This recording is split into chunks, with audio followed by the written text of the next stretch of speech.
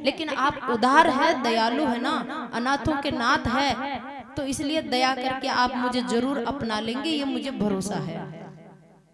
पत्र में लिखा, कृष्ण भगवान रुक्मिणी जी का पत्र पढ़ रहे हैं, कृष्ण भगवान की आंखों में आंसू आ गए और फिर रुक्मिणी जी ने कहा कि लक्ष्मी सदा सदा से आपकी ही है, अगर कोई राक्षस लोग या कोई जीव इसका मालिक बनना चाहे तो वो मुझे सहन नहीं होता है। भाई जितना भी आपके पास धन दौलत है, ऐश्वर्य है ना, वो लक्ष्मी का ही अंश है और उसका मालिक, असली मालिक तो नारायण ही है। इसलिए अपने पास जो भी धन दौलत है, ऐश्वर्य है, उसका उपयोग हमको माँ समझ के करना चाहिए। यानी ये लक्ष्मी है और ये हमारी माँ है, ये हमारा पोषण करती है, ये है नारायण की, इसके स्वामी, इसके पति, इसके मालिक तो नारायण है। ऐसी भावना से अगर धनवान आदमी सोच रखेगा तो उसको कभी घमंड अहंकार नहीं छुएगा। और अगर वो समझ लिया कि मेरे पास इतना धन, मैं बलवान, मैं धनवान, मैं सुंदर, लक्ष्मी का मतलब क्या, कोई पूरा पैसा ही नहीं होता है लक्ष्मी। संसार में जितनी भी अच्छी क्वालिटी है ना, वो लक्ष्मी, सुंदरता लक्ष्मी, ऐश्वर्य लक्ष्मी, जितनी भी प्रकार की कलाएं हैं, विद्या है, वो लक्ष्मी है। ये मान सम्मान प्रतिष्ठा ये लक्ष्मी है, कोरा धन ही लक्ष्मी नहीं होता है। संसार में जितनी भी अच्छाई है, आदमी के अंदर जितनी भी ऊंचाइयां हैं, वो लक्ष्मी है और वो नारायण की है। तो फिर कहती है कि अगर मैंने इस जन्म में या पहले वाले किसी जन्म में या 100 जन्म पहले कभी मैंने कुआं खुदवाया हो, बावड़ी खुदवाई हो, या फिर किसी को भोजन करवाया हो, कोई दान किया हो, कोई जप किया हो, कि कोई तप किया हो, कोई ध्यान समाधि लगाई हो, कोई पूजा पाठ किया हो, किसी गरीब की सेवा की हो, किसी पर दया की हो, जो कुछ भी मैंने पुण्य किया हो इस जन्म में या पहले के कोई भी जन्मों में, तो उन सब पुण्यों के बदले में मैं संसार की चीज नहीं चाहती, इन सब पुण्यों के बदले में मैं भगवान को चाहती हूँ। यहाँ क्या शिक्षा दे रही है रुक्मिणी जी? असली भक्ति की शिक्षा दे रही है। असली भक्ति किसको कहते हैं? हम थोड़ा सा पुण्य करके और भगवान, पुण्य इतना सा करते हैं और भगवान को 1000 बार याद दिलाते, देख ले देख ले मैंने स्वामणी की है, मेरा काम कर देना, देख ले मैंने नारियल चढ़ाया तेरे, मेरा काम कर देना, मैंने तेरे आज फूलों की माला पहनाई है ना, मेरा काम कर देना, वो माला याद रखना, मैंने आज कीड़ी नाल सींचा है, कीड़ी नाल, मुझे इसके बदले में संसार का सुख दे देना, मैं रोज ये पुण्य करता हूँ, वो करता हूँ, भगवान को दिलाते हैं याद बार बार, भाई आप हमको इसका फल दे देना, और फल क्या दे देना? संसार का सुख दे देना। जबकि रुक्मिणी जी क्या कह रही है कि ये तो कम बुद्धिमानी है।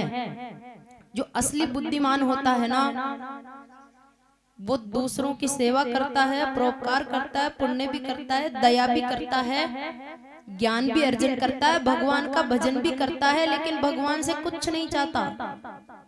अरे आप संसार में देख लो ना, आपके घर में कोई व्यक्ति आए, समझो कि कोई नौकर आया, अब वो आपकी सेवा कर रहा है, आपके मन के अनुसार सेवा कर रहा है वो। असली सेवक किसको कहते हैं? जिसको कहना नहीं पड़ता कि तू ये कर, आपकी मनोवृत्ति को देख करके ही समझ जाता है कि अब मुझे क्या करना है इसके लिए, अब इसको क्या आवश्यकता है। सुपुत्र किसको कहते हैं? जो माता पिता की इच्छा को बिना बोले ही समझ जाता है, और वो माता पिता बोलते नहीं है, उससे पहले तो वो चीज उनको उपलब्ध करा देता है, उनकी सेवा कर देता है। तो ऐसा जो करता है ना, वो सुपुत्र होता है, और जो कहने से करता है वो पुत्र होता है, और जो कहने से भी नहीं करता वो फिर कुपुत्र होता है। ऐसा ही शिष्य भी 3 प्रकार का ही होता है, जो गुरु की मन की इच्छा को जान करके ही उसकी बिना बोले ही। एक बार एक संत थे और उनके शिष्य थे, यहाँ अपने शायद नागौर जिला की ही घटना है। तो गुरु सिद्ध योगी पुरुष थे, तो गुरु और शिष्य दोनों जा रहे थे। चलते चलते कांकड़ सा स्थान आया और एक बड़ का पेड़ आया। बड़ बहुत घनघोर था, बड़ के बीज खर गए थे और जमीन पर दूर दूर तक फैले हुए थे। गुरु और शिष्य चल रहे थे। चलते चलते गुरुजी को सोच जाने की इच्छा हुई, तो गुरुजी शिष्य से बोले कि तू यहाँ खड़ा रह, मैं सोच जाके आता हूँ। गुरुजी जाकर लघु शंका करने लगे। अब गुरुजी करते करते ही हंस गए। हंसे तो गुरुजी लघु शंका करके वापस आए। अब लघु शंका करते समय गुरुजी हंसे थे ना, तो शिष्य पूछ रहा है कि गुरुजी भला पेशाब करते समय कोई हंसता है, आप क्यों हंसे, कारण क्या था? तो गुरुजी ने कहा कि अरे तू काय का शिष्य है, तू तो अभी बहुत कच्चा है। पक्का और असली शिष्य उसको कहते हैं जो गुरु के बिना बोले मन की बात को जान जाए। तेरे में अभी बहुत कमी है, तुझे जानना चाहिए ना कि मैं क्यों हंसा। तो अब महाराज भी शिष्य कहे आज जिद बैठ गई, क्या अब तो मैं पक्का बनूंगा। गुरुजी ने कह दिया मैं कच्चा हूं, और पक्का वो होता है जो सामने वाले के मन को, सामने वाला मतलब जिसको हम चाहते हैं, जिसको हम प्रेम करते हैं, जिसके हम समर्पित हैं, जिसको हम चाहते हैं, उसके मन की बात को हम बिना बोले समझ जाएं तो समझो कि सच्चा समर्पण है, सच्चा प्रेम है। तो चेला के चिढ़ बैठ गई कि अब तो मैं पक्का बन के ही रहूंगा। अब गुरुजी से दीक्षा तो ले ही रखी थी। गुरुजी को प्रणाम करके बोला गुरुजी अब मैं जिस दिन पक्का हो जाऊंगी ना उसी दिन आपके पास आऊंगा। और वो चल पड़ा जंगल में। जंगल में जाकर महाराज एक पेड़ के नीचे आसन बिछाया और भगवान के नाम साधना में तल्लीन हो गया। अबे रात दिन काम ही क्या, अखंड भगवान का ध्यान लगाता है और नाम जप करता है, राम राम राम। हर श्वास के साथ वो नाम जपना शुरू कर दिया। उसने ईमानदारी से 12 साल तक राम नाम का जप किया। श्वासों पर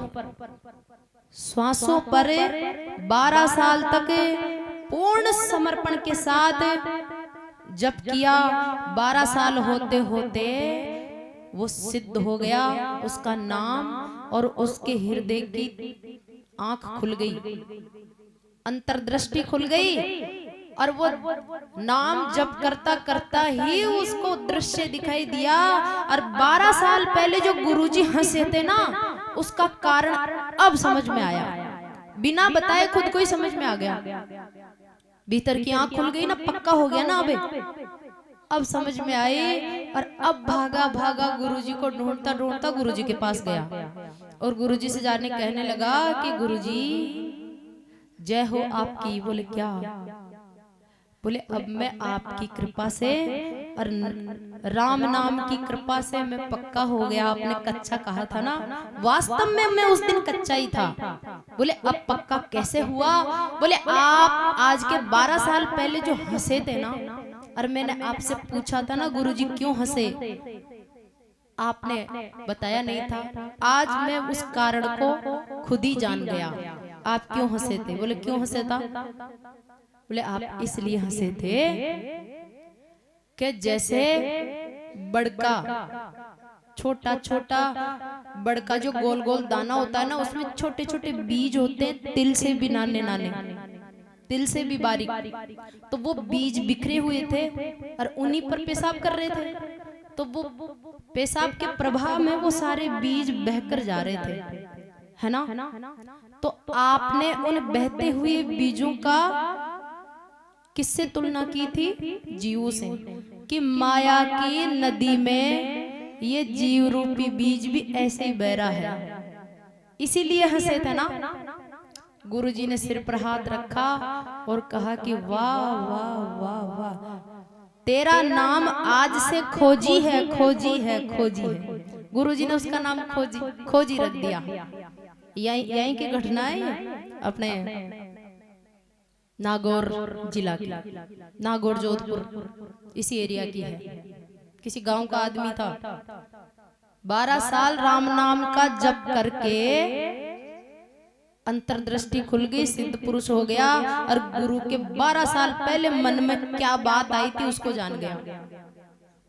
इतना पावर होता है भक्ति में। लेकिन शुद्ध मन से समर्पण के पास साथ की जाए तो रुक्मणी जी कहती है कि अगर इस जन्म में या किसी भी जन्म में कोई भी पुण्य किया हो तो उसके बदले में मैं केवल भगवान को चाहती हूँ और कुछ नहीं।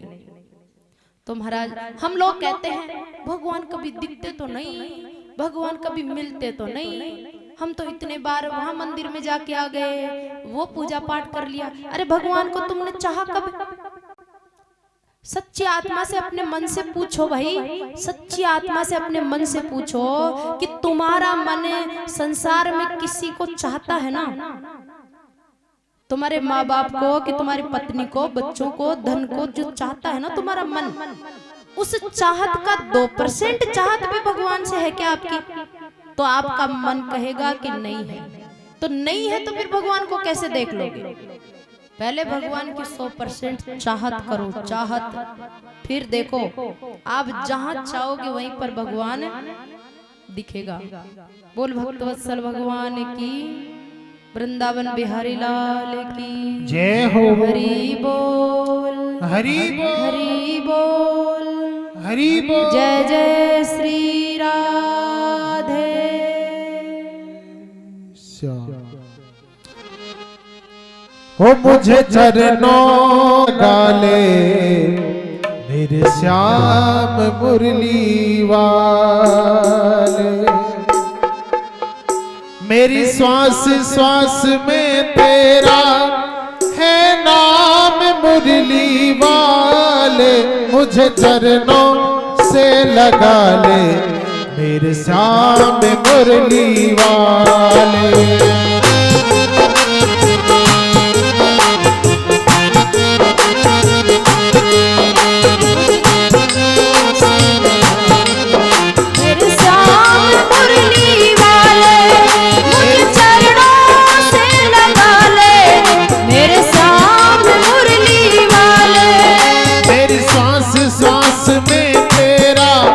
मेरी श्वास श्वास में तेरा है नाम मुरली वाले, मुझे चरणों से लगा ले मेरे श्याम मुरली वाले, मुझे चरणों से लगा ले मेरे श्याम मुरली वाले।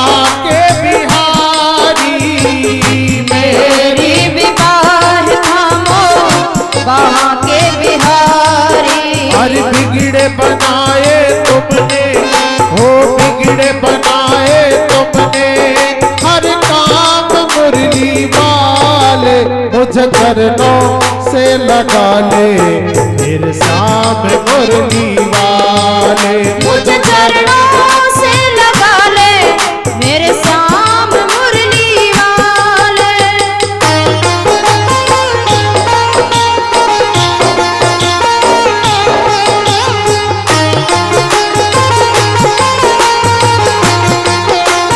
भक्तवत्सल भगवान की जय हो। हरि बोल।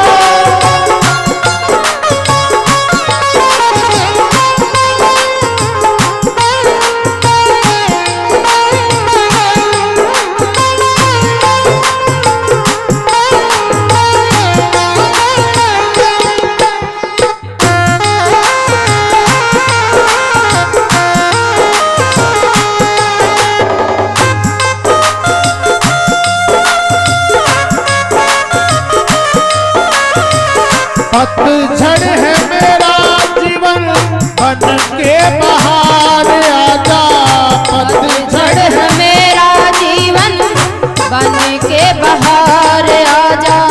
सुन ले पुकार मोहन बस एक बार आजा, सुन ले पुकार कान्हा बस एक बार आजा। पतझड़ है मेरा जीवन बन के बाहर आजा, पतझड़ है मेरा जीवन बन के बाहर आजा।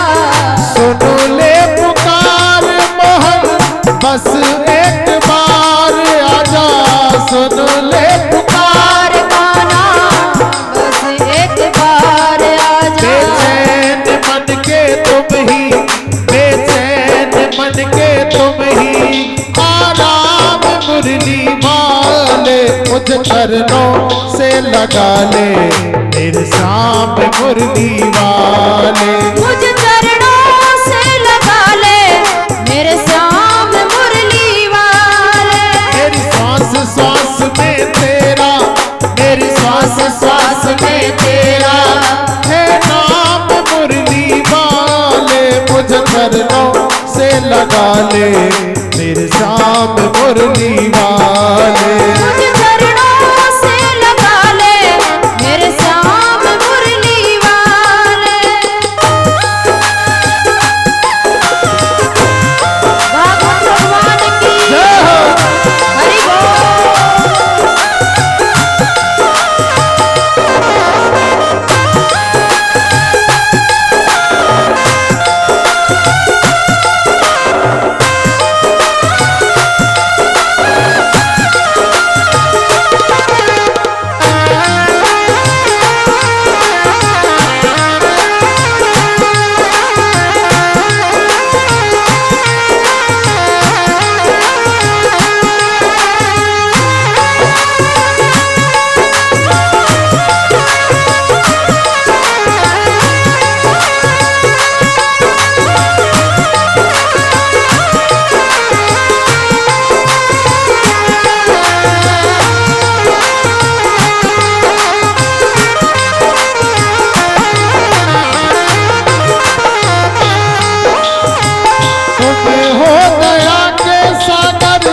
जन्मों की मैं हूँ प्यासी, तुम्हें हो दया के सागर, जन्मों की मैं हूँ प्यासी।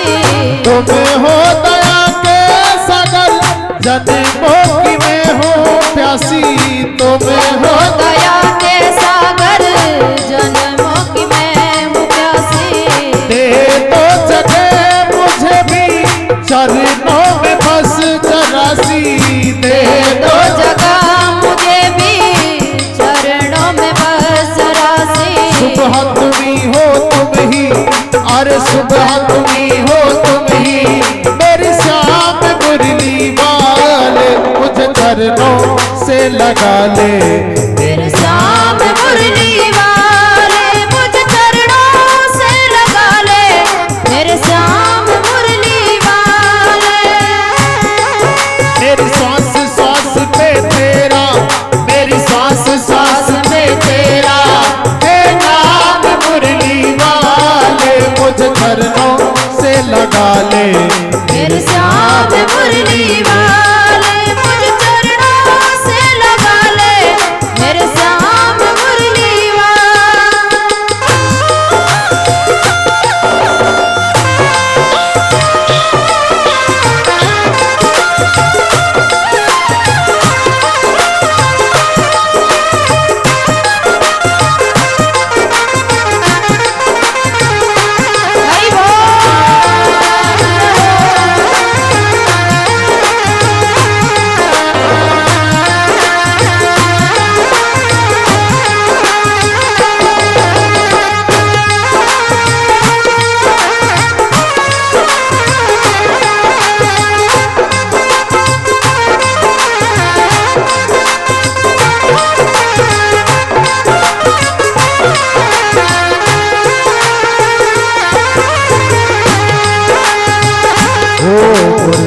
वाले मुरली वाले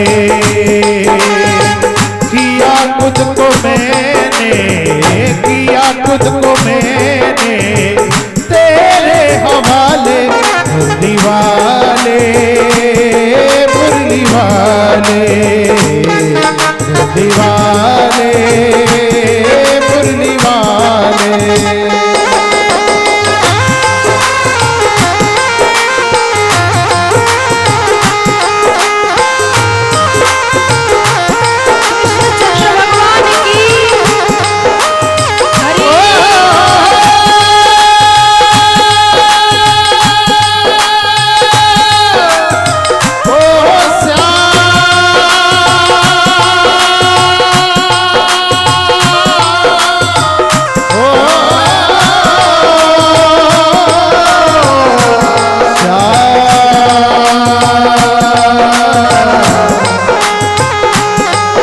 चरणों से लगा ले मेरे शाम मुरली वाले, मुझे लगा ले मेरे शाम मुरली वाले। मेरी सांस सांस में तेरा, मेरी सांस सांस में तेरा है नाम मुरली वाले, मुझे चरणों से लगा ले मेरे शाम मुरली वाले, मुझे चरणों से लगा ले मेरे श्याम मुरली वाले, मुझ चरणों से लगा ले मेरे श्याम मुरली वाले, मुझ चरणों से लगा ले मेरे श्याम मुरली वाले, मेरे श्याम मुरली वाले, मेरे श्याम मुरली वाले। बोले कृष्णचंद्र भगवान की जय हो, भागवत भगवान की जय, हरि बोल, हरि बोल, हरि बोल, हरि बोल, हरि बोल। जय जय श्री राधे।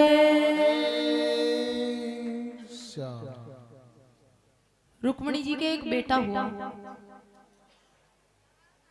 बेटा 10 दिन का हो गया, पालने में सो रहा था। एक राजा था उस समय भारत भूमि पर, उसका नाम था सम्रासुर। लेकिन वो असुर राजा था, भगवान का विरोधी, सनातन धर्म का विरोधी और अहंकारी राक्षस राजा था। तो महाराज उस सम्रासुर के पास एक बार नारद जी महाराज आए। नारद जी को वो अपना भाग्य पूछने लगा। नारद जी से कहने लगा कि नारद जी बताओ, आप तो त्रिकालदर्शी हो, मेरी मृत्यु किसके हाथ से होगी? नारद जी महाराज ने घोषणा कर दी कि जो कृष्ण भगवान का सबसे बड़ा बेटा होगा ना, रुक्मणी से जो बेटा होगा बड़ा, उसके हाथ से तुम्हारा नाश होगा। अब महाराज नारद जी तो चले गए। इस व्यक्ति ने वो बात याद रखी और वो इंतजार करने लगा कि रुक्मणी के कब बेटा हो। आज इसको पता चला कि रुक्मणी के बेटा हो गया है। तो ये राक्षस तरह तरह की विद्या जानता था, तरह तरह का रूप बनाना। तो इसने रूप बदल के द्वारिका में पहुंचा और महाराज रुक्मणी जी के महल में पहुंच गया। रुक्मणी जी के कक्ष में उस समय प्रद्युम्न जी अकेले ही पालने में सो रहे थे। ये जाकर रुक्मिणी के बेटा प्रद्युम्न को उठाया, क्योंकि यही मेरा काल है ना, अपना काल समझ करके उठाया और समुद्र के गहराई में ले जाकर उस बच्चे को फेंक दिया। अब ये तो बच्चा को फेंक कर अपने घर आ गया। अब ये निर्भय हो गया, ये सोचा कि मेरा काल तो गया समुद्र की गहराइयों में और मैं तो अमर हो गया। अब ये निश्चिंत होकर के राज्य करने लगा। उधर क्या हुआ, उस बच्चे को एक मछली निगल गई। मछली निगली। अब मछलियों को समुद्र में मछुआरा लोग पकड़ते हैं, जाल फैलाते हैं, मछलियां पकड़ते हैं, फिर बाजार में ले जाकर बेच देते हैं। और जो फिर तामसिक भोजन करने वाले लोग हैं वो खरीद लाते हैं। तो इधर वो मछली को मछुआरे मछलियां पकड़ रहे तो जाल में वो मछली भी आ गई, जिसके पेट में रुक्मिणी का बच्चा चला गया। अब महाराज मछुआरों ने वो मछलियां बेच दी बाजार में। अब ये जो सम्रासुर है, इसके घर में एक नौकरानी रहती थी जिसका नाम था मायावती। अब ये कृष्ण भगवान का जो बेटा है ना, बड़ा वाला, ये पूर्व जन्म में कामदेव था और उसकी पत्नी थी रति। शंकर भगवान की समाधि तोड़ने के लिए इस कामदेव ने देवताओं के कहने पर अपनी पूरी ताकत लगा दी। 5 बाण चलाए शंकर भगवान के ऊपर। तो शंकर भगवान की दृष्टि खुली, तो आंखें खुलते ही शिव जी की आंखें कामदेव के ऊपर पड़ी। तो शिव जी की आंखें नजर पड़ते ही कामदेव जल करके राख हो गया। अब कामदेव का शरीर नष्ट हो गया। तो कामदेव की जो पत्नी थी ना, वो शंकर भगवान से हाथ जोड़ के कहने लगी कि महादेव, मेरा पति बिना शरीर का हो गया, तो कृपया करके गलती हो गई, क्षमा करो, और आप तो सामर्थ्यशाली हो, इसको दूसरा शरीर दे दो। तो बिना शरीर के पति का मैं क्या करूंगी, खाली जीवात्मा ही है, इसके शरीर नहीं है। शंकर भगवान ने आशीर्वाद दिया कि रति, तुम्हारा पति भगवान श्री हरि जब अवतार लेंगे ना कृष्ण के रूप में, तब उनका बेटा बनकर के जन्म लेगा। तो आज वो कामदेव शंकर भगवान ने जिसको भस्म कर दिया था, वही कृष्ण भगवान का बड़ा पुत्र बनकर के पैदा हुआ। अब यही कामदेव मछली के पेट में जाता हुआ यहाँ जो आदमी समुद्र में फेंक के आया था, उसी के घर वो मछली कुदरत ऐसी हुई, क्योंकि वो असुर था ना, उसके घर में रोज मीट बनता था, मछलियां आती थी बाजार से। तो वही मछली बाजार से इसके घर आ गई, जिसके पेट में प्रद्युम्न है। और वो जो कामदेव की पत्नी थी रति, वो नौकरानी बनकर के इस राजा के घर रसोई बनाने का काम करती थी।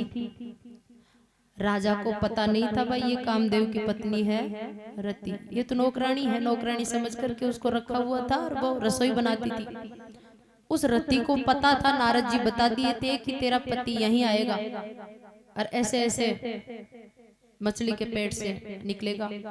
अब महाराज ये रसोई में जैसे ही मछली को चीरा लगाया, तो उसके पेट में से मनुष्य का बालक निकला, और वो भी जिंदा, मरा नहीं। अब ये कृष्ण भगवान तो भगवान है ही, लेकिन उनका बेटा भी भगवान है, और उनका बेटा भगवान है पर उनका पोता भी भगवान है। ये प्रमाण है। क्यों?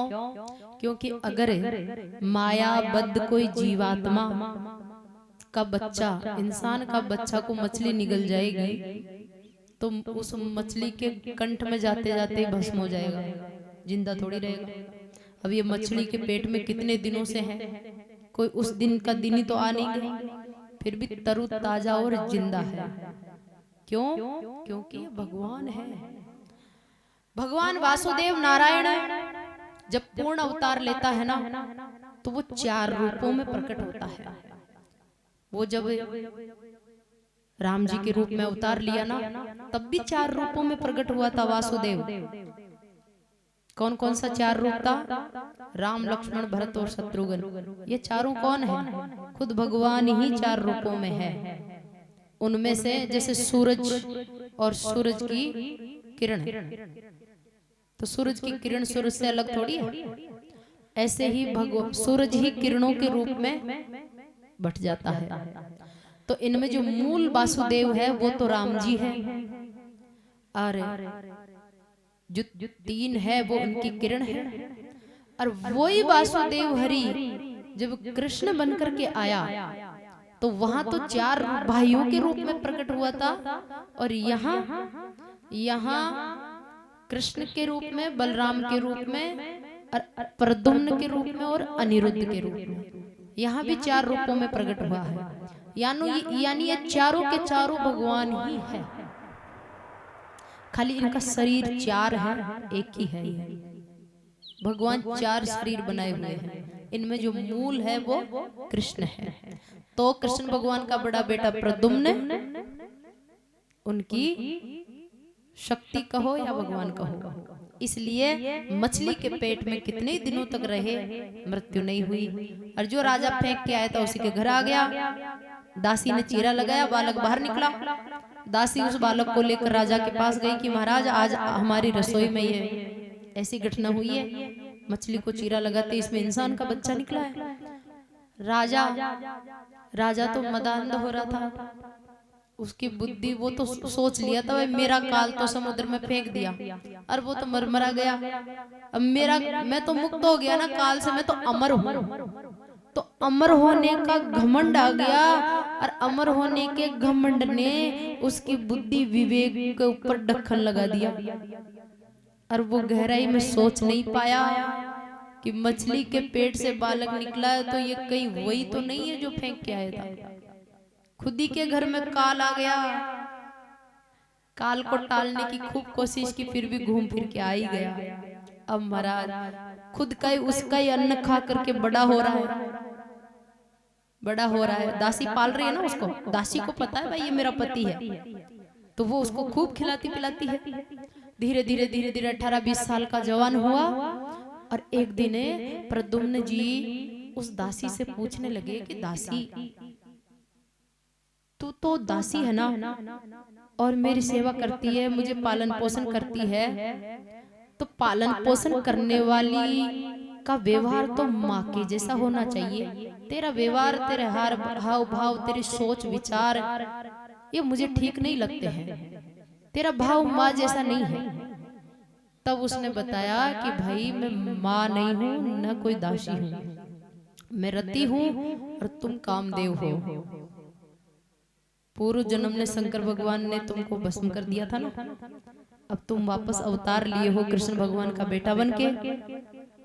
इतनी याद दिलाते ही तो कामदेव के अंदर सारी शक्तियां जागृत हो गई। अब तो महाराज जैसे हनुमान जी को जामवंत जी ने याद दिलाया कि तुम्हारा अवतार तो राम जी का काज संवारने के लिए हुआ है, और तुम तो अष्ट सिद्धि नवनिधि के दाता हो।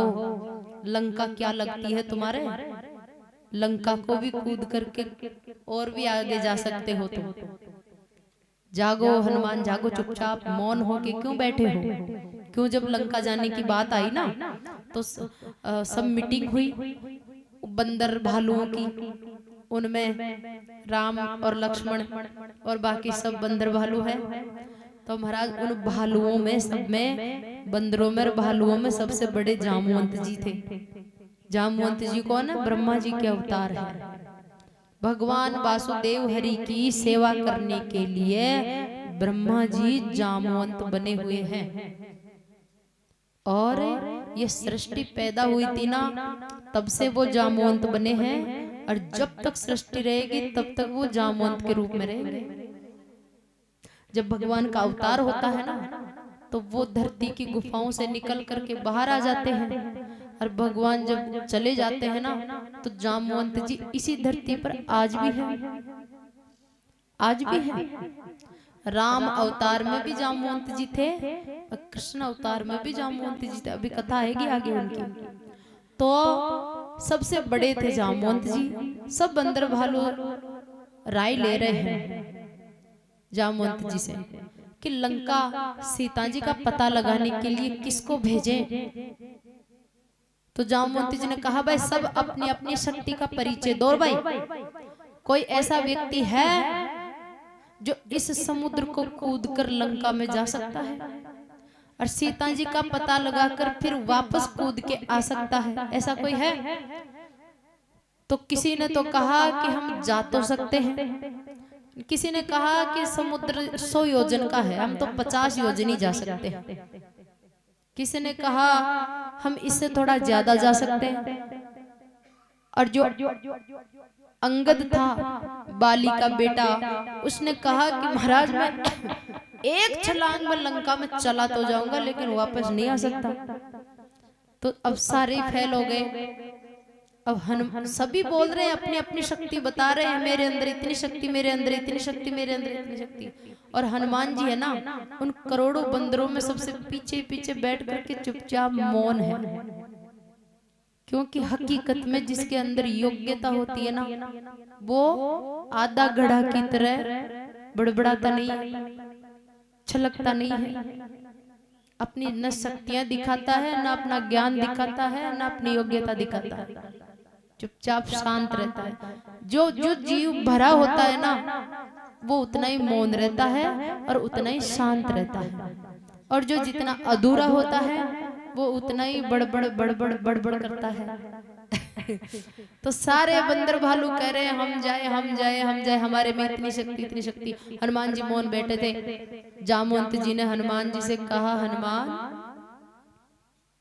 तुम कौन हो, तुमको पता है? और तुम्हारा अवतार, तुम्हारा जन्म किस लिए हुआ है? शंकर सुवन केसरी नंदन। शंकर सुवन यानी शंकर जी का अंश है। शिव जी, शिव जी का रूप ही है हनुमान जी, शिव जी के अंश है। और केसरी नंदन यहाँ जन्म लेने के लिए केसरी नाम के बंदर को अपना पिता का माध्यम बनाया है। पवन पुत्र, हनुमान जी के 3 बाप, केसरी नंदन, शंकर सुवन, पवन पुत्र, पवन स्वरूप है। पवन के माध्यम से पवन पुत्र कैसे है? हनुमान जी की जो माँ थी ना अंजना, वो पहाड़ की चोटी पर खड़ी होके एक पैर पर खड़ी होकर तपस्या कर रही थी, शंकर भगवान की आराधना कर रही थी पुत्र प्राप्ति के लिए। शिव जी की कई वर्ष हो गए थे शिव जी की आराधना करते करते। तो शंकर भगवान प्रसन्न हुए और शंकर भगवान ने एक प्रसादी दी। उस प्रसादी में ही शिव जी का अंश था। वो प्रसादी एक चील लेकर अंजना जी के पास जा रही थी अंजना को देने के लिए। तो महाराज जोरदार की पवन आई और चील का मुंडा मुंह व प्रसादी छूट गई। चील का मुंडा मुंह तो छूट गई। पवन देव साक्षात मूर्तिमान होकर उस प्रसादी को झेल लिए। झेल कर अब पवन देव पहाड़ की चोटी पर खड़ी तपस्या करती हुई हनुमान जी की माँ के पास गया पवन देव, और जाकर उसने उनका स्पर्श किया, बार बार स्पर्श किया, बार बार स्पर्श किया। तो उनको लगा कि कोई है, कोई पुरुष है। और अंजना जी ने जैसे आंखें खोल के देखी तो पवन देव थे। पवन देव ने वो शंकर भगवान की दी हुई प्रसादी अंजना के हाथ में दी और वो प्रसादी खाई तो उसके हनुमान जी का जन्म हुआ।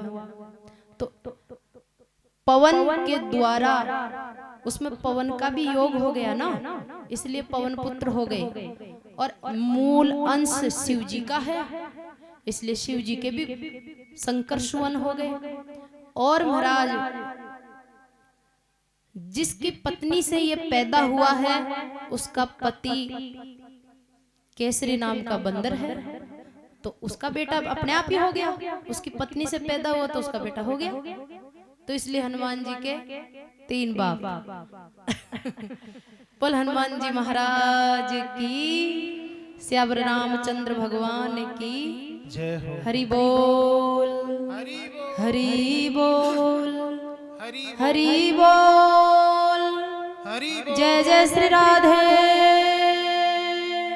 श्याम। तो जामवंत जी ने याद दिलाया, हनुमान तुम कौन हो, अपनी शक्तियां तो पहचानो। ये लंका फंकार, ये 100 योजन का समुद्र तेरे अड़ता ही कहाँ है?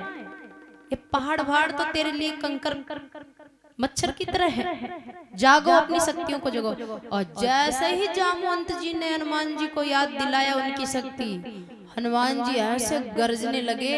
हनुमान जी की गर्जना पूरे ब्रह्मांड को कपाने लगी।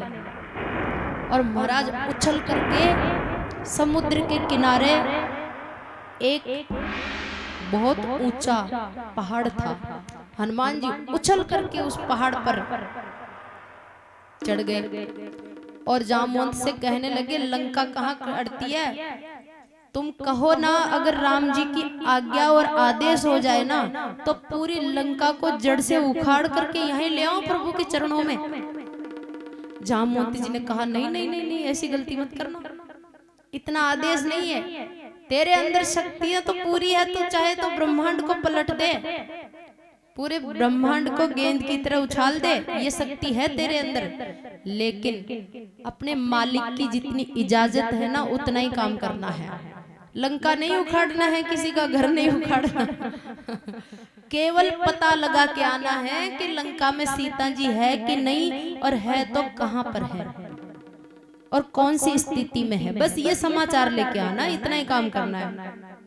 हनुमान जी महाराज गरजते हुए उस पहाड़ की चोटी पर चढ़े जो समुद्र के किनारे था वो पहाड़। और अब महाराज उड़ान भरी। उड़ान भरते हैं ना तो एक पैर को ऊपर उठाते, और एक पैर को तो हनुमान जी ने यूं ऊपर उठाया। अब आदमी जब ऊपर उछलेगा ना तो ऊपर उछलने से पहले नीचे दबाव लगता है। तो हनुमान जी उस पहाड़ की चोटी पर चढ़ करके जैसे ही उड़ान भरने की छलांग लगाई तो उनके बाएं पैर से वो पहाड़ दबा। तो ऐसा दबा एक ही लात में कि वो पहाड़ बेचारा धरती में चला गया, अंदर जमीन के बराबर हो गया। इतनी ताकत, इतना पावर हनुमान जी में है। अष्ट सिद्धि नवनिधि के दाता है। तो महाराज यहाँ ये जो इसकी पत्नी है याद दिलाती है कि तुम कामदेव हो, इंसान नहीं हो। इसके अंदर पूरी शक्तियां जागृत हुई और वो जो राक्षस था ना उसका तो यूं वध किया और अपनी पत्नी को लेकर द्वारिका गए। द्वारिका में रुक्मणी जी बाहर देख रही थी।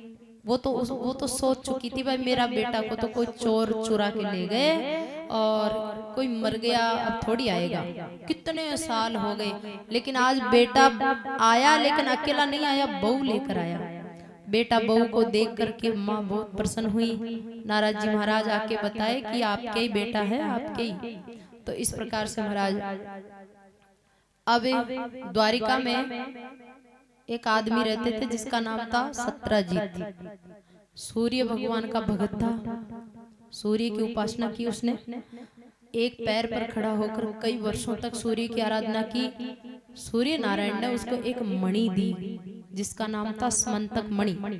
वो मणि बहुत अनमोल थी। उस मणि की विशेषता ये थी कि उस मणि से रोज 60 तोला सोना निकलता था। सुबह होते 60 तोला सोना प्रकट हो जाता था उससे, ये विशेषता थी उसकी। सत्यजीत उस मणि को लेकर के अपने घर आया। द्वारिका में सब गांव के लोगों को पता चला, भगवान से शिकायत किए सरकार से कि सरकार एक साधारण आदमी के पास सोना की खान निकली है और सोना की खान तो उसके ऊपर आदमी का कोई अधिकार नहीं है, सरकार का अधिकार होता है, तो वो राजकोष में जमा होनी चाहिए। कृष्ण भगवान ने उस व्यक्ति को राजसभा में बुलाया और उससे कहा कि ये मणि तुम सरकार में जमा करा दो। वो व्यक्ति लोभी था, उसने जमा नहीं कराई। भगवान ने फिर ज्यादा उस पर जोर नहीं दिया, कुछ नहीं कहा। एक दिन सत्राजीत का छोटा भाई था जिसका नाम था प्रसेन, वो उस मणि को गले में पहन करके और गुजरात के पोरबंदर की तरफ जंगल में घूमने चला गया। घूमने गया तो महाराज धीरे धीरे गहरा जंगल में चला गया, घोड़ा पर बैठ के गया था घूमने। अब उस जंगल में से शेर आया और उसके घोड़े को भी मार दिया, और वो जो व्यक्ति था ना जो पहन के गया था उसको भी मार दिया, और शेर उसकी मणि निकाल करके ले जाने लगा। आगे गया तो शेर के मुंह में मणि देखी जामवंत जी ने, क्योंकि भगवान का अवतार होते ही जामवंत जी भगवान के आसपास में आकर रहने लग जाते हैं। तो उस समय कृष्ण भगवान द्वारिका में रह रहे थे ना, उस समय जामवंत जी पोरबंदर के पास में जमीन में एक गुफा है, वो गुफा आज भी है, उस गुफा में जामवंत जी रहते थे। जामवंत जी ने देखा तो उस शेर को मारकर वो मणि छीन कर अपनी गुफा में चले गए, जाकर अपने बेटी को दे दिया, जामवती को। कृष्ण भगवान की अफवाह उड़ा दी कि कृष्ण ने मेरे भाई को मरवा दिया, अपहरण करवा दिया मणि के लिए, झूठा आरोप लगा दिया भगवान द्वारिकाधीश पर, उस प्रसेन सत्राजीत नाम के आदमी ने। तो महाराज द्वारिका में सब जगह बातें होने लगी। कृष्ण भगवान सोचे भाई इनका शंका कैसे दूर करे, मैं थोड़ी मरवाया, मैं थोड़ी अपहरण करवाया। तो भगवान श्री कृष्ण ने द्वारिका के बुद्धिमान लोगों को इकट्ठा करके जंगल में ले गए और उस गुफा के दरवाजे पर ले जाकर भगवान ने कहा कि आप लोग कुछ समय, मैं अंदर जाता हूँ इस गुफा के अंदर, और मैं जब तक बाहर नहीं आऊं तब तक आप लोग यहीं खड़े रहना। तो वो लोग 13-14 दिनों तक तो खड़े रहे। 13-14 दिन हो गए भगवान को अंदर गुफा में गए, वापस आए नहीं ना। तो उन लोगों ने सोचा कि भाई अंदर तो कोई राक्षस रहता है, तो कृष्ण को खा गया, अगर हम जाएंगे तो हमारी भी हो जाएगी, तो इसलिए अपनों तो चलो यहाँ से। तो सब लोग द्वारिका चले गए। कृष्ण भगवान अंदर गुफा में गए तो जामवंत जी सो रहे थे और उनकी बेटी के हाथ में वो मणि चमक रही थी। कृष्ण भगवान जाकर उस मणि को मांगे, मणि मांगते ही जामवंत जी की नींद खुली। जामवंत जी ने कहा कि अरे तुम कौन हो, और एक साधारण इंसान की मेरी गुफा में आने की हिम्मत कैसे हुई? तुम कैसे आ गए इस गुफा में? मनुष्य तो इस गुफा में आ ही नहीं सकता, फिर तुम आ कैसे गए? बोले हमारी मणि लेने आए हैं। जामवंत जी बोले ये मणि ऐसे नहीं मिलेगी, मणि को पाना है तो पहले मेरे साथ युद्ध करो, अगर युद्ध में मुझे पराजित कर दोगे तो फिर मणि ले जाओ, और मुझे हराया नहीं तो मणि नहीं मिलेगी। तो महाराज जामवंत जी की और कृष्ण भगवान का युद्ध होने लगा। अब ये युद्ध कितने दिन चला? 28 दिन थे। 28 दिन हो गए लड़ते आपस में, ऐसे द्वंद्व युद्ध लड़ रहे हैं। 28 दिन में दोनों में से कोई हार नहीं रहा। तो जामवंत जी के मन में विचार ये आया कि मेरे साथ इतने दिनों तक टक्कर मनुष्य तो ले ही नहीं सकता, ब्रह्मा जी के साथ टक्कर थोड़ी लेगा, राक्षस भी नहीं ले सकते, क्योंकि राक्षस पावरफुल बनते हैं ब्रह्मा जी की तपस्या करके, ओम ब्रह्मणे नमः करके ब्रह्मा जी वरदान देते हैं ना, तब राक्षसों में पावर आता है। तो राक्षस भी ब्रह्मा जी को पराजित बराबर नहीं लड़ सकता, इंसान नहीं लड़ सकता, देवता भी नहीं लड़ सकता, क्योंकि ब्रह्मा जी देवताओं से भी बड़े हैं ना। तो फिर ऐसा कौन है जो मेरे साथ लड़ रहा है? 28 दिन हो गए। आखिर में जामवंत जी ने लड़ते लड़ते अपने घट में जैसे ध्यान लगा के देखा कि ये जो लड़ रहा है ना मेरे साथ, ये कौन है? और जैसे देखा तो कृष्ण भगवान के अंदर धनुष बाण धारण किए हुए रामचंद्र जी का दर्शन हुआ, राम जी का दर्शन हुआ, नारायण का दर्शन हुआ। जामवंत जी तो पैर पड़ गए, पग पकड़ लिए, महाराज पहली बता देता है 28 दिनों से व्यर्थ में ही युद्ध लड़े जा रहे हैं। मैं भी सोचो कि मारी बराबर लड़वाड़ो 6 गुणे से तो प्रभु आपका अवतार हो गया? बोले हाँ अवतार हो चुका, और बहुत समय हो गए, द्वारिका में अपना घर है, आओ कभी पधारो। बोले पधारो कहीं, या तो फिर कोई रिश्तेदारी करनी पड़ेगी, या तो कहीं बाई ना सुआवा तो कर लियो रिश्तेदारी, कहीं रिश्तों करा। तो जामवंत जी बोला कि मारे एक बेटी से जी के साथ ब्याह कर लियो, तो चलो अपने पक्को रिश्ता हो जाए, फिर आबू जाबू कर से आराम। तो जामवंत जी अपनी बेटी का ब्याह कृष्ण भगवान के साथ कर दिए। अब वो तो गुफा में रहते थे, उनके पास तो कुछ था ही नहीं। तो जामवंत जी बोले कि देखो प्रभु ये तो है बेटी, ये कन्या, और ये मणि पकड़ो कन्यादान के रूप में, यह है दहेज, मणि रूपी दहेज लियो, अरे ये बेटी लो। कृष्ण भगवान 28 दिन के बाद द्वारिका आया, मणि भी ले आया और साथ में बीननी भी ले आया। एक बीननी पहले आई चुकी, दो है बा मणि भी आदमी ने बुलार दिया 17 जीतने की, लर भाई थारी मणि, मैंने तुम्हारे भाई को नहीं मरवाया, तेरे भाई का अपहरण नहीं करवाया, झूठा आरोप नहीं लगाना, ये मणि पकड़ो और जाओ। अब वो व्यक्ति लोभी था, उस सोना के चक्कर में उस मणि को वापस ले लिया, जबकि अभी उस मणि को लेने का अधिकार नहीं है इसका, क्योंकि कृष्ण भगवान जीत के लाए हैं ना 28 दिन लड़के, इसका अधिकार नहीं है मणि लेने का, लेकिन लोभ के कारण वो ले लिया, लेकर घर गया। अब रात को उसको चैन नहीं पड़े और उसकी आत्मा कहे कि तूने गलत कर दिया, ये मणि तो सरकार के खजाने में ही रहेगी, ये तो भगवान के पास ही रहनी चाहिए, तुझे लाना नहीं चाहिए। तो महाराज अब सोचो कि अब पश्चाताप करूं, माफी मांगू, पाची ले जार देऊँ मणि, फिर सोचो कि काल शाम का तो ले जा और सुबह ले जार पाची देवला, तो लोग कहीं कहला कि पहले ले ली और अब पाची दे रहे से बिल्कुल ही पागल ही जाए, तो अपनी तो इज्जत और ज्यादा घटेगी, मणि भी जाएगी। तब फिर उसके भी एक बेटी थी जिसका नाम था सत्यभामा, जो पृथ्वी माता का अवतार थी। उसने अपनी बेटी का ब्याह कराया और वो मणि दी। कृष्ण भगवान बोले सुनो भाई ससुर जी, बेटी ले लेना, पर अब मणि को लिया, मणि था कि थे ही रखो। बोले नहीं नहीं प्रभु ये तो लेना ही पड़ेगा। फिर ठाकुर जी ने कहा कि ई मणि में था को मन उलझ मिलो, था को जी उलझेड़ो जाए मणि में, और जिस चीज में देबाड़ा को मन उलझो रहे ने बा चीज लेबाड़ा के भी गड्ढे जे, लेबाड़ा न्याल गुण करे बिन दुख दे जबा, और देबाड़ो भी दुखी रहे लेबाड़ो भी दुखी रहे। तो ऐसी चीज लेना ही नहीं चाहिए जिसमें देने वाले का मन उड़ जाओ, जिसकी आत्मा प्रसन्न ना हो। तो इस मणि ने आप ही रखो, लेकिन आप ज्यादा ही देना चाहते हो तो फिर सुनो। अब मणि तोरा को थे था का घरा, और इसु जो रोजी ना सोनो प्रगट हो जाए ना, सोनो वो मन दिया जाओ। कृष्ण भगवान होशियार है।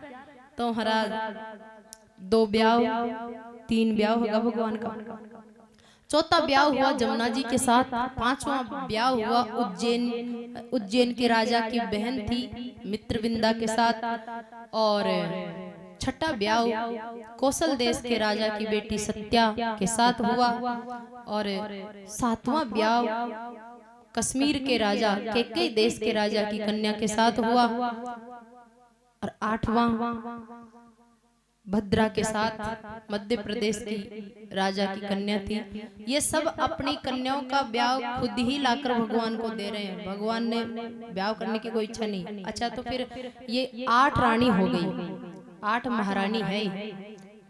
ये 8 का ब्याह कृष्ण भगवान के साथ ही क्यों हुआ? बोले ये 8 प्रकार की लक्ष्मी होती है, तो 8 प्रकार की लक्ष्मी ने अवतार लिया था, और अब लक्ष्मी हमेशा नारायण की होती है, तो इसलिए ये 8 पटरानियां हो गई। अब महाराज शोणितपुर नाम का एक राज्य था, नगर, जिसमें एक राक्षस राजा राज्य करता था, उसका नाम था भौमासुर। वो इतनी नीति खराब थी, उसके आचरण खराब था कि उसने क्या विचार कर रखा था कि धरती के जितने भी राजा है ना, उनकी सबकी कन्याओं को छीन छीन करके मैं लाऊंगा, और फिर सबके साथ मैं ब्याह करूंगा, सबको अपनी रानी बनाऊंगा। तो 16,100 कन्याओं को देश और विदेशों में जाता, वहां के राजा से लड़ाई करता, लड़ाई में उसका हाथ पैर बांधकर जेल में डाल देता और उसको पराजित करके उसकी बेटी को छीन के ले आता। तो ऐसे बेटियां छीन छीन के और 16,100 कन्याओं को लाकर जेल में बंद कर रखा था। और इस जेल की सिक्योरिटी भी इतनी जोरदार थी कि कोई भी इसको तोड़ नहीं सकता। उन कन्याओं के पास परिंदे भी नहीं जा सकते। पहाड़ों के बीच में ऐसा मजबूत जेल बना रखा था। अब वो सारी कन्याएं बड़ी दुखी थी। वो विचार करने लगी कि इस राक्षस के चंगुल से हमको कौन छुड़ा सकता है, कौन छुड़ा सकता है भाई, कोई भी नहीं छुड़ा सकता। ये भौमासुर है, भौमासुर बड़ा बलवान है और इसका टारगेट है कि जिस दिन 20,000 राजकुमारियां हो जाएगी ना, उस दिन ये एक साथ सबको रानी बनाएगा। तो 20,000 होने में 4,000 बाकी है। तो उससे पहले हम निकलने का कुछ उपाय करें। तो वो सोची कि हम क्या उपाय कर सकते हैं। फिर किसी ने कहा कि अरे अभी नारायण का अवतार हो रखा है धरती पे, अगर हम उसको पुकारेंगे तो वो अंतर्यामी है, हमारी पुकार सुनेंगे। तो महाराज 16,100 राजकुमारियों ने भगवान द्वारिकाधीश को जेल में बैठी बैठी ही पुकार लगाई। द्वारिकाधीश की नींद खुली द्वारिका में और गरुड़ पर विराजमान होकर के भगवान कृष्ण पहुंच गए शोणितपुर। जाकर के उस किले को तोड़ा। 7 प्रकार की बाउंड्री थी, 7 कवच में बंद थी। वो सबको तोड़ ताड़ के जेल को खोला और उस राक्षस का भी उद्धार किया।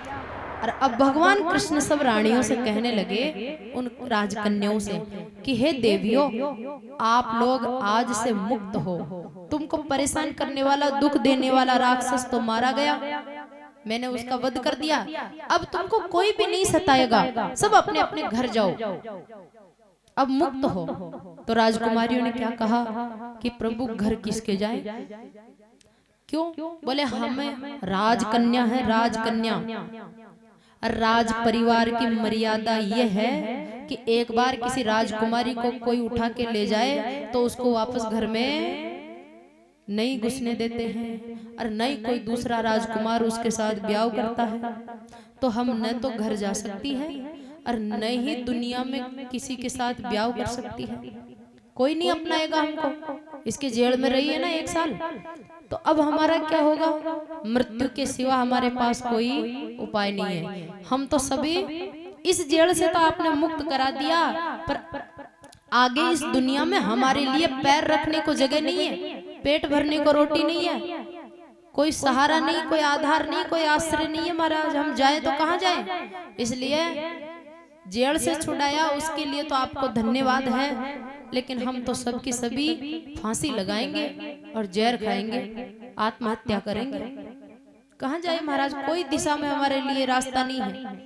तब कृष्ण भगवान को दया आ गई। 16,100 कन्याओं की ऐसी बात सुनी कि ये सब फांसी लगाएगी, मरेगी, इनको संसार में कोई नहीं अपनाएगा। इस जेल से